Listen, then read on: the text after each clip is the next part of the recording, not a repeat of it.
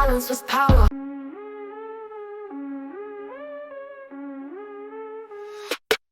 The silent warrior.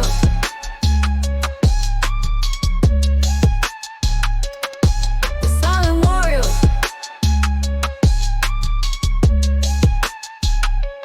Whispering Queen. We've been quiet too long, but just.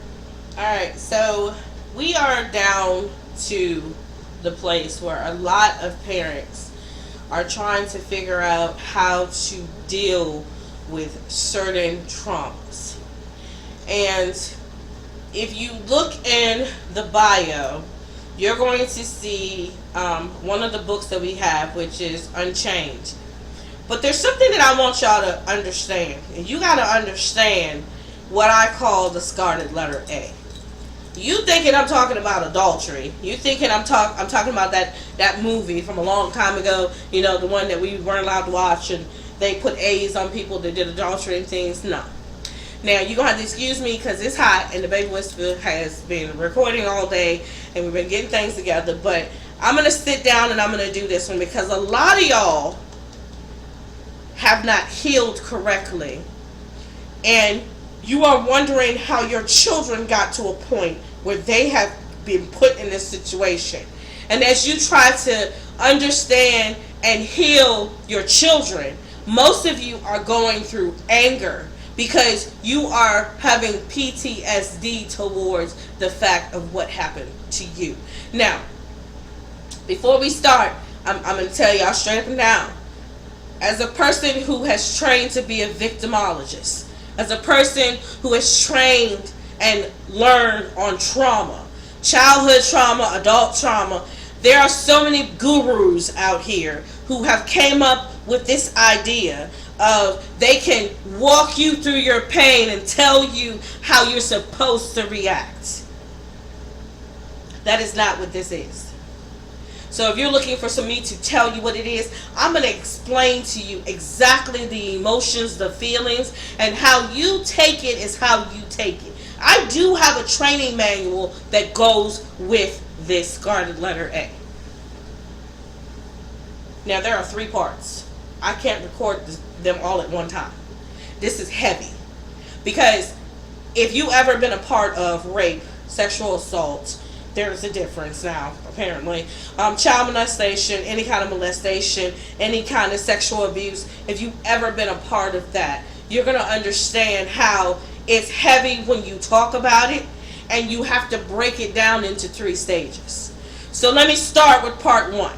Welcome to the Scarlet Letter A series. This is the silent stain. Now, when silence scream, what happens when you don't deal? So most of you parents have written me, asked me questions, walked me into what's going on in your house, told me the whole situation, and then you told me how someone else told you to fix it. You tried to do what they did, it backfired. We all deal with trauma in very different ways. We can use the same exact direction and take it in 50 directions because no one heals the same. I call it the Scarlet Letter A, and I want you to hear the A's I'm going to name. A isn't just for assault. It's for abandonment, anger, and anxiety. Most of us that went through assault has abandonment issues, anger issues, and anxiety issues.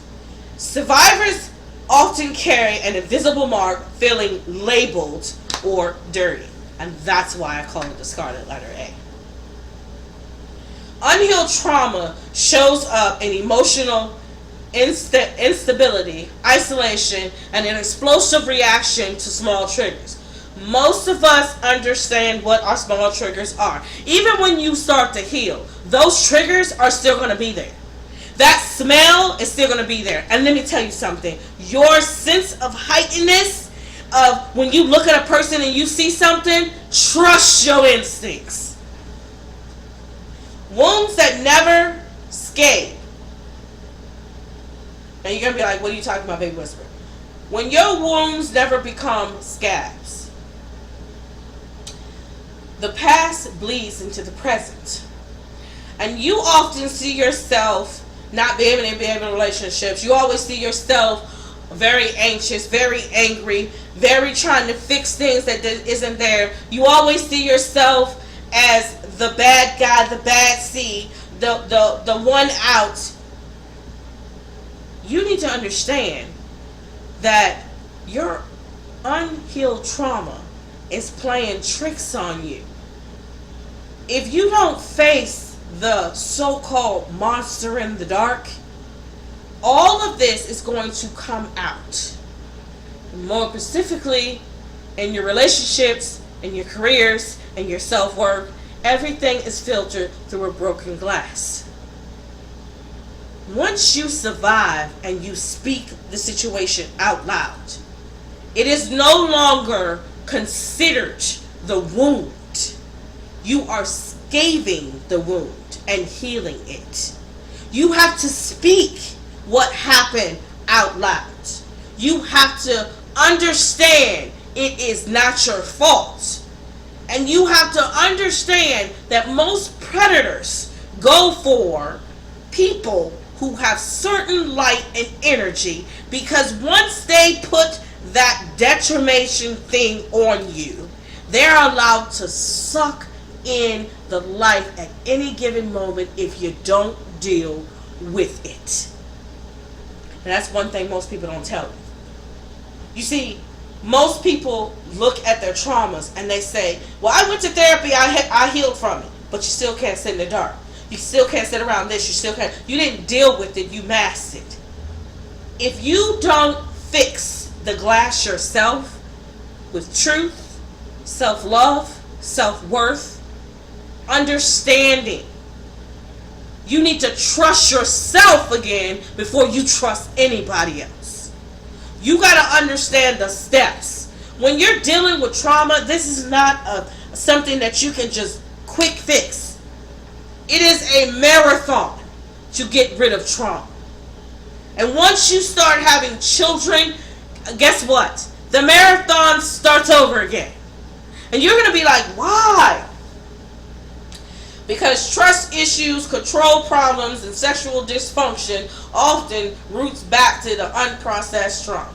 You're going to say, what? What are you talking about? Some of us were stolen. And I'm going to tell you why I'm going to say it. Our identity was stolen. Because some of you, when you went through the trauma you went through, it took your ability to have children. It took your ability to what you think made you a wife or a husband. Because there are some boys that went through certain things that cannot have children either. Your body dysmorphia that you have now has changed into a dysfunction where sexual gratification becomes at a different height. Because if you can't do this, you're going to overplease them there. Understand that unprocessed trauma can trigger you to do other things. Now, on the flip side, a lot of y'all going to ask me about physical trauma. I'm talking about the sexual and the emotional and that trauma right now. If you want to learn about the physical part, you got to move on to step 2. But we're not at part 2, we're at part 1. So, the ghost in the mirror. Shame morphs into identity. You have cloaked yourself with, I can't do this, can't do that, they can't see this, they can't do that, I'm strong, I'm this, I'm that, and you still cry in the dark. You're still feeding the monster in the dark.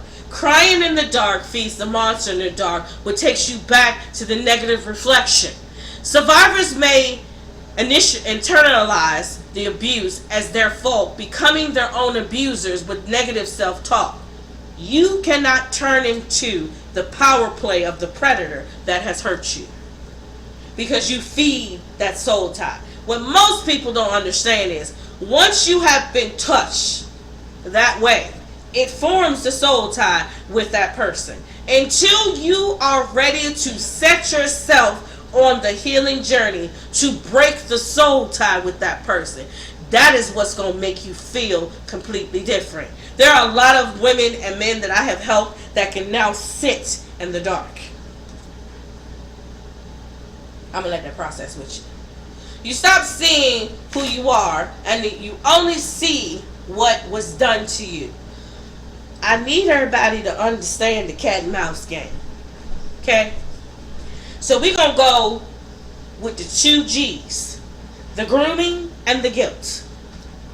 The game of control. Cat and mouse. When they compare this to relationships, I always go, You know, I forgot that cartoon. I was just watching cartoons.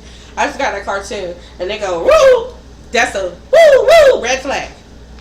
There's an art to a cat and mouse game. That's why I need every parent that if your child has been through this, I need y'all to share this video, watch this video, understand. Now, this is the only video that's going on the Whispering Vault and the Savage Vault. I need you to understand the cat and mouse game. When it comes to predators,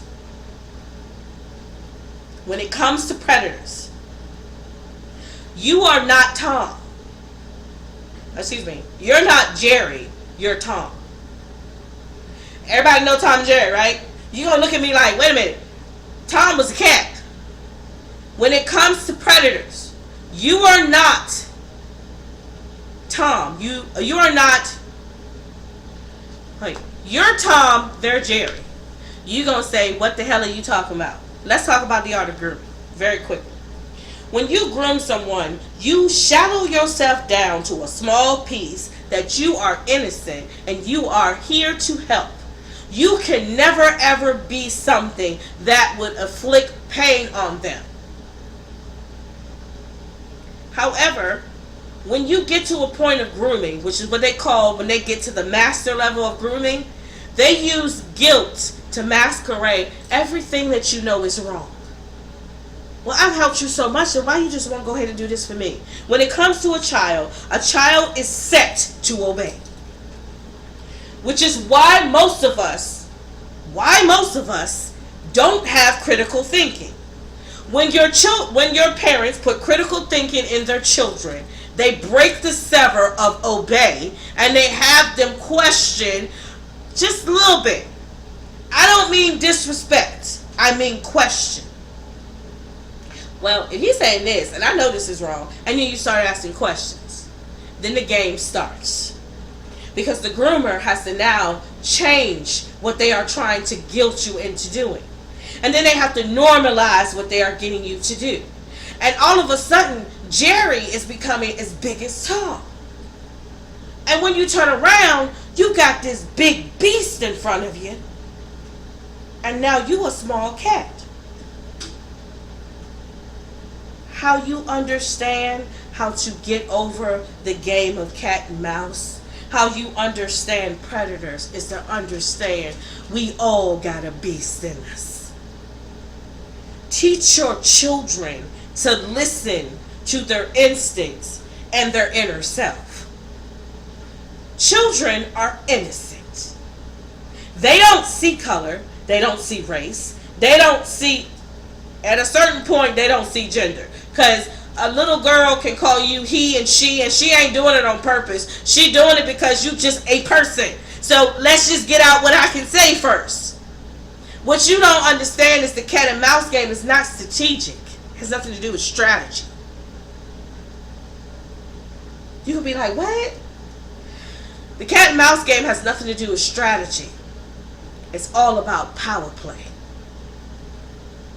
What is the most powerful thing you are going to believe? Strategy is second to power play, which means manipulation is the first thing that they work on. They need to learn you to manipulate you so they can power play you, then they can strategize you, then they will get what they want. The predator grooms, manipulates, and conditions the victims to comply. Some of y'all going to say, okay, well, what about, I'm going to do it, what about the pastors and the teachers and the deacons? When they power play you, they use spiritual warfare along with it. I'm not going to go into that because that's for part 3.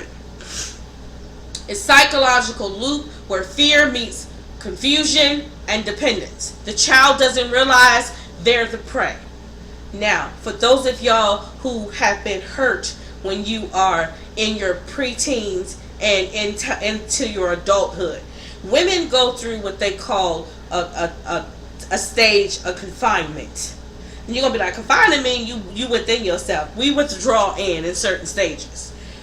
When we are 6, when we're 12, when we're 16, when we're 18, when we're 21, when we're 24, when we're 30, when we're 35, when we're 40, when we're 45, when we're 50. Baby whisper, why are you naming these stages? This is the part where we withdraw into ourselves and we want to change.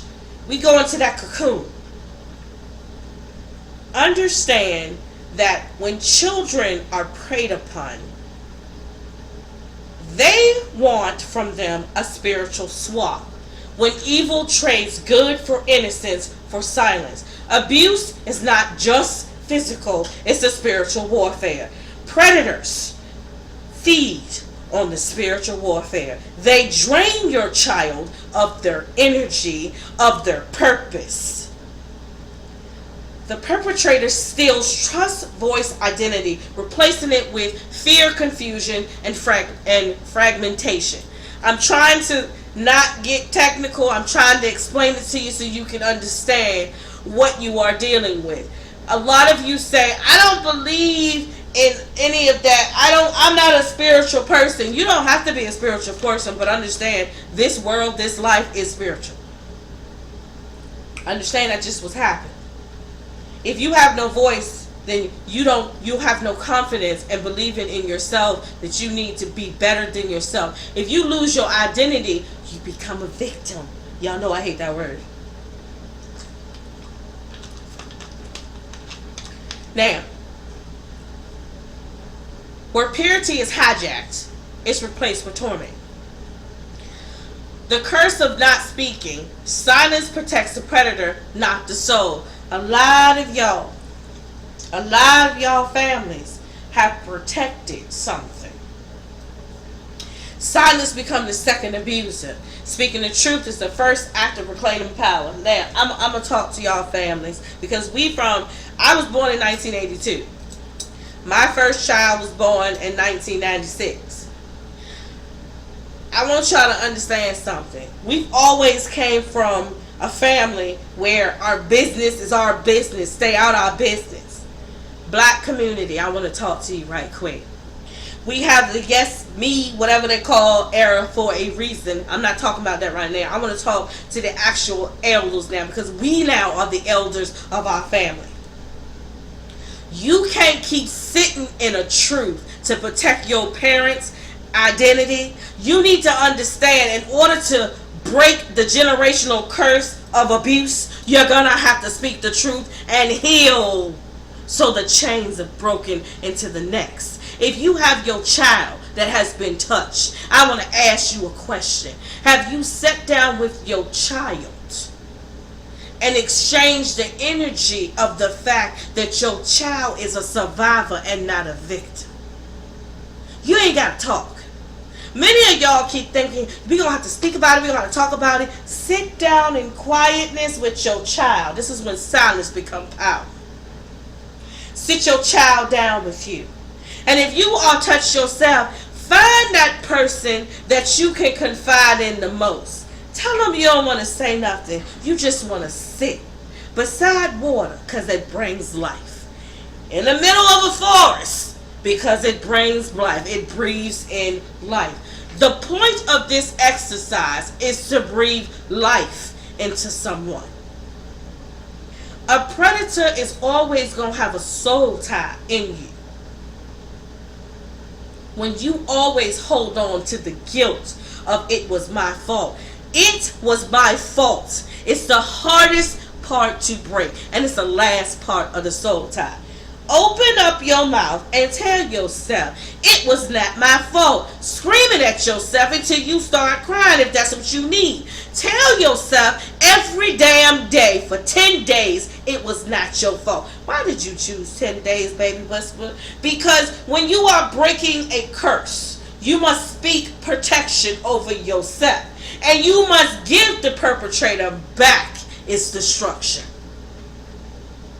What they did to you was a silent contract to take your innocence and to take your power and turn it in to what they needed to get done. You are a sacrifice still living. This was part 1, everybody. This is a series, Scarlet Letter A, and it will appear once in the month. I hope this helped a lot of y'all. Again, look down in our description. You will see the trauma manual Unchained, or you will see the Scarlet Letter manual. There's a free opt where you can just get all the questions, or you can get both of the manuals. The children's version of Unchained does not appear until September. However, the Scarlet Letter A can be used for both your children and yourself. Start the conversation, moms and dads, uncles and aunts, grandparents. It's not a shameful thing for you to be able to communicate with each other. The shameful thing is for a person to still sit with you and never trust you. It's the Baby Whisper and the Savage Room. Y'all know what to do. Shh.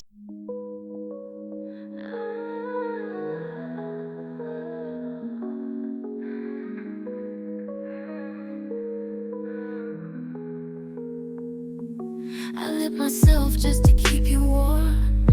Dimmed my light so you'd feel strong. Told myself it's love, but I was wrong. You watched me bleed and called it calm. I was soft, but I was breaking.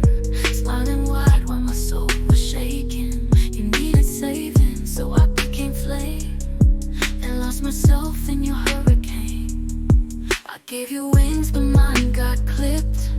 Poured all of me till I didn't exist. And when I burned out, you just walked by. Didn't even notice I caught fire.